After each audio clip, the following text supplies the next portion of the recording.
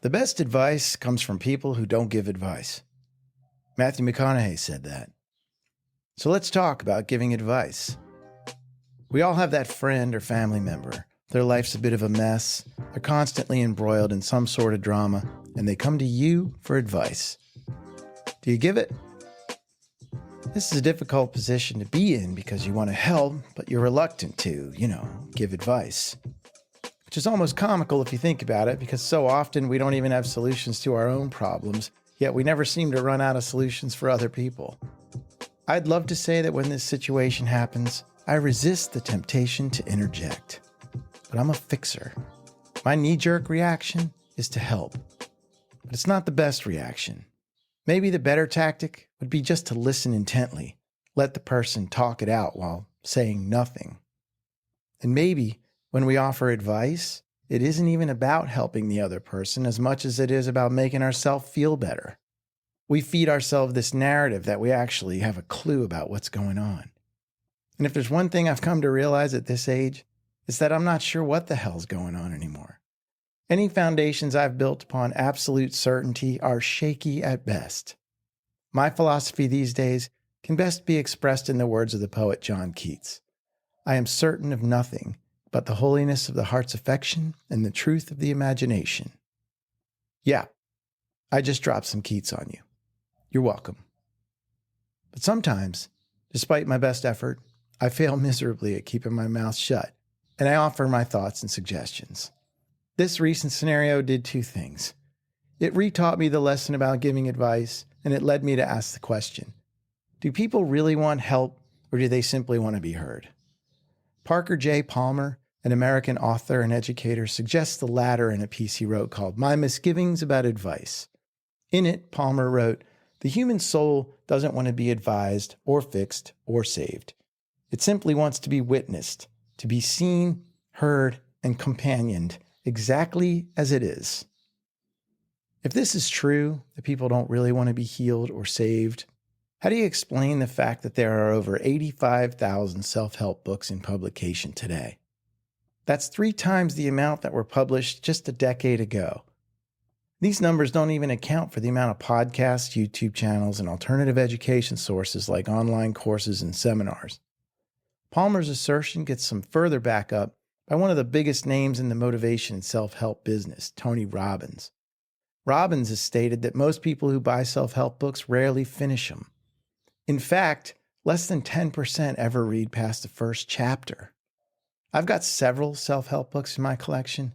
A lot of them I bought back in 2001 when my life was basically unraveling. I spent hours in Barnes & Noble. You remember Barnes & Noble, please? It was a big building with real books on the shelves. Oh man, I spent a lot of time in there perusing the self-help section. And back then, self-help wasn't as widely accepted as it is today.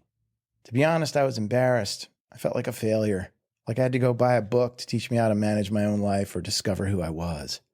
Books like The Power of Now, The Art of Happiness, The Prophet, Marcus Aurelius' Meditations. Anything that promised healing for my brokenness, I devoured it, read it from cover to cover, which is why it strikes me as an amazing waste of time, energy, and money if people are buying these books today but never reading them. I think just claiming that people want to be heard and not help oversimplifies the whole subject. Personally, I think it's both. Don't get me wrong. I certainly believe there are a great many people who love to complain and then make no effort to change their situations. Let's set those folks aside as the outliers.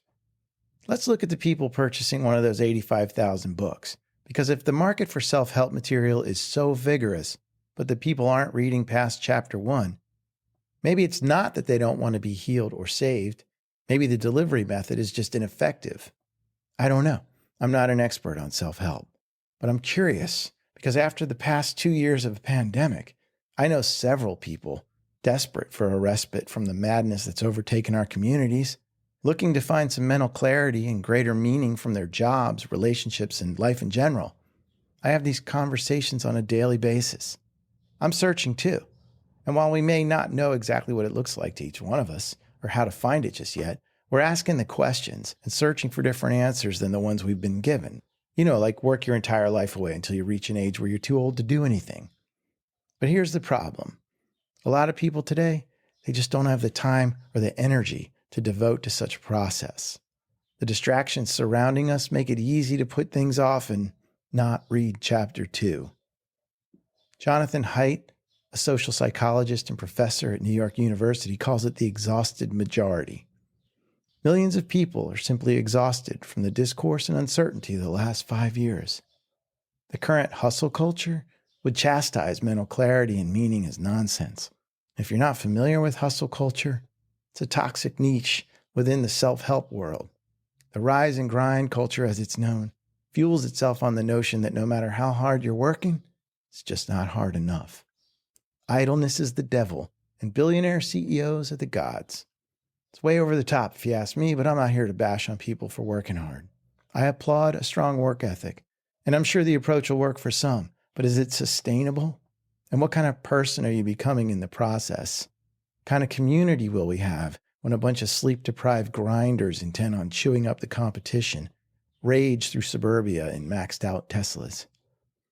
Ultimately, it's bound to lead to burnout culture, substance abuse culture, and self-obsessed culture, which I believe are already in full bloom. But I feel the pull towards hustle culture. I'm constantly chiding myself to work more and play the game. It's difficult to compete in a content creation space if you're not visible on every social media platform and posting regularly. I don't have an answer, but maybe somewhere there's a middle ground. I know, that's really simple and boring. But sometimes the simplest explanation is often the correct explanation. Yeah, I just dropped Occam's razor on you too. Listen, establishing a middle ground might not be sexy, but it might lead to establishing some balance. Time to reflect on what it is exactly we're burning ourselves down for in the first place. I haven't read every self-help book ever written, but I've read enough to know that no matter the approach, no matter the secrets they divulge or the tactics they give you to address whatever subject you're seeking enlightenment on, there's a single theme that's constant. It doesn't matter if you're seeking motivation, help with nutrition or diet, help with finances, love, wisdom, or faith. If you're seeking less anxiety, more confidence, less fear, more hope, less sex, more sex. The book could be 1,000 pages long or 10 pages. The theme is constant. None of the ideas put forth will change anything without your action. To quote Haidt again, words of wisdom may wash over us every day, but they can do little for us unless we savor them, engage with them, question them, improve them, and connect them to our lives. If you reach back as far as 1936 and search the pages of one of the best-selling books of all time, How to Win Friends and Influence People by Dale Carnegie, everything you need to know is on one line on page 24. It's where Carnegie quotes British philosopher Herbert Spencer. Spencer was a biologist and sociologist, famous for his theories on social Darwinism. And no disrespect to Spencer, but who he was isn't as important as what he said. Spencer said, "The great aim of education is not knowledge, it's action." The reason to educate ourselves is not so we can sit around a table and bloviate. It's so we can act on something, build something, fix something, cure something, create something. Through all these actions, affect change, hopefully for the better. To be of service. But taking action usually requires taking some chances. I'm not talking about walking across a highway wearing a blindfold or eating almonds when you have a nut allergy. I'm talking about some calculated risks with the intention of moving forward, attempting things that lie outside your comfort zone and, more than likely, addressing some fears. Changing the way you view things, which for some might be more difficult than walking across the highway wearing a blindfold. None of this is new information. You can find it in any one of those 85,000 self-help books that just got published. But seeing as most people never get past chapter 1, there's a disconnect somewhere. Maybe this breakdown helps. If it didn't, keep trying. The great psychologists have given us their knowledge. Content creators and imaginative thinkers have laid out multiple pathways for us to discover our truth, fix what we perceive as broken within us. We've got countless ways to dissect our thinking and correct the incorrect perceptions we hold about ourselves. It's all there. But ultimately, the work has to be done by us. The key component to self-help is the self part.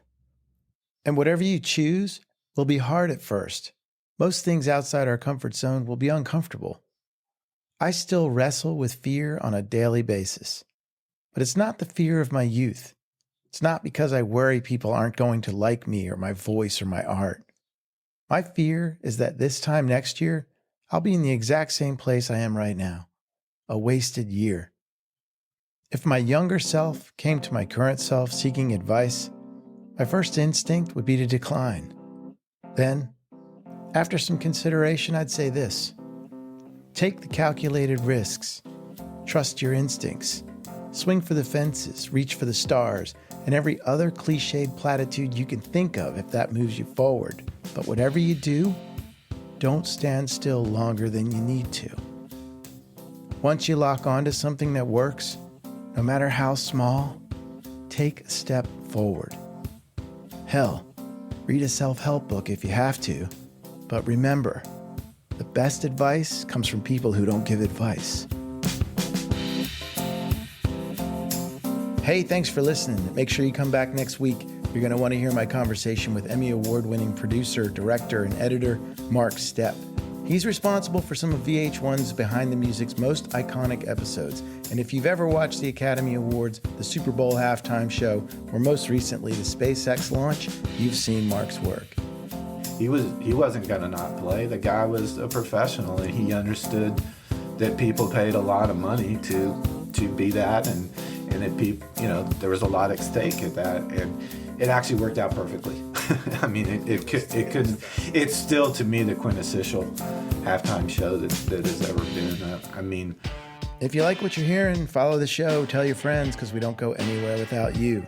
Stop by themindunset.com, drop us an email, or follow us on Instagram at the Mind Unset Podcast. And until next week, be nice, do good stuff.